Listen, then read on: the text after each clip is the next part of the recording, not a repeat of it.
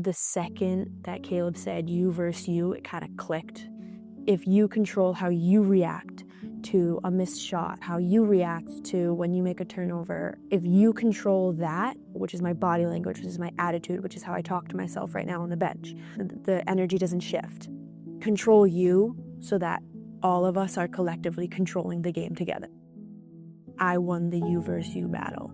After practices before that, I would be thinking about what I had just done, thinking about turnovers, thinking about missed shots, thinking about getting yelled at, thinking about how much I hate it. There's no real strategy there in the past.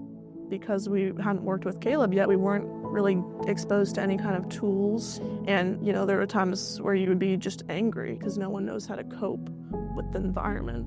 My personal life outside of sports is determined on how I do in my sports, and I think it's always been that way. There's a whole nother light shined upon the aspects of the way we play isn't just because of how we practice that week. And I think that Kaleb teaching us to separate yourself from the sport was very important. One of the first things that Kaleb had said was, we're gonna have the uncomfortable, the difficult conversations that you don't want to have, that you push off.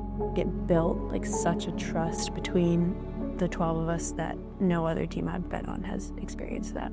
Kaleb helped the team just become a team, in my opinion. We would go around in a circle and we would talk about what's going on in your life right now. Just fill me in, catch me up. What went on that week with a relationship, something with your parents. What happened at practice this week? What happened during the game? Something in school. How are you guys doing at home? Kaleb saw whatever we needed in that meeting, and he gave us that. He gave us a safe space that we felt like we could confront our emotions.